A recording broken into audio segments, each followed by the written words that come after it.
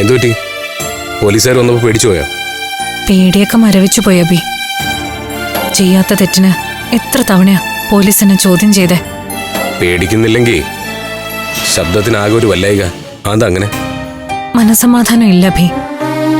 Police വന്നതിലൊന്നും അല്ല, പഞ്ചരത്നത്തിന്റെ മൂലാധാരം കളവ് പോയില്ലേ, അത് എങ്ങനെ നഷ്ടപ്പെട്ടു എന്നറിയാത്ത വിഷമത്തിലാ ഞങ്ങൾ എല്ലാവരും. അതേതായാലും നന്നായില്ലേ. പോലീസിന്റെ കൈ കിട്ടിയിരുന്നെങ്കിൽ അവരത് കൊണ്ടുപോയില്ലായിരുന്നു. മോഷണക്കുറ്റത്തിന് തന്നെ സ്റ്റേഷനിലേക്കും കൊണ്ടുപോയേനെ. അത് ശരിയാ. പിന്നിനി കള്ളക്കേസിന് സമാധാനം പറയേണ്ടി വന്നേനെ. എന്നാലും ആധാരം കളവ് പോയില്ലേ അഭി? അത് ദിവ്യപ്രഭയെ പോലുള്ളവരുടെ കൈ കിട്ടിയ പിന്നെ ഞാനും അനിയത്തിമാരും സകല സ്വത്തുക്കളും നഷ്ടപ്പെട്ട് തെരുവിലേക്ക് ഇറങ്ങേണ്ടി വരില്ലായിരുന്നോ? കഷ്ടകാലം എന്നല്ലാതെ എന്താ പറയാ. കഷ്ടകാലം മാറിയെന്ന് പറയും. ആധാരം നഷ്ടപ്പെട്ടിട്ടില്ലെന്ന് മനസ്സുണ്ടെങ്കിൽ ഉറപ്പിച്ചോ. പറയാൻ എളുപ്പാ. ആകെയുള്ള സമ്പാദ്യ അത് നഷ്ടപ്പെട്ട തീർന്നില്ലേ ജീവിതം? നഷ്ടപ്പെട്ടിട്ടില്ല, ആധാരം ഭദ്രമായിട്ടിരിപ്പുണ്ട്. അല്ല അഭി എന്താ ഇങ്ങനെ പറയുന്നേ? എവിടെ ഇരിപ്പുണ്ട്?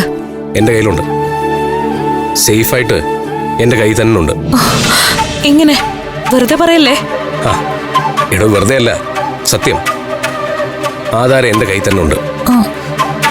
അതെങ്ങനെ അതെങ്ങനെ അഭിയുടെ കയ്യിലെത്തി?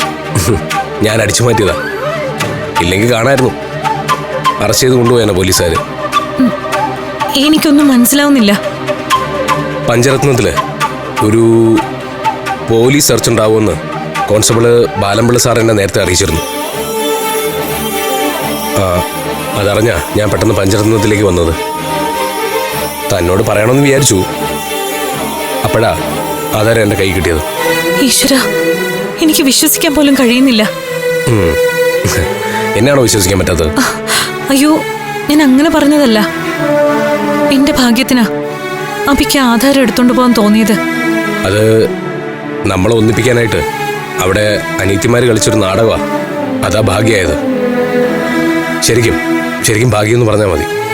ഇതിപ്പോ എത്ര തവണയായി അഭി എന്റെ ജീവിതത്തിലെ കഷ്ടപ്പാടുകളില് ദൈവദൂതനെ പോലെ വന്ന് രക്ഷപ്പെടുത്തുന്നത്. ഇതിനൊക്കെ ഞാൻ എങ്ങനെ നന്ദി പറയും?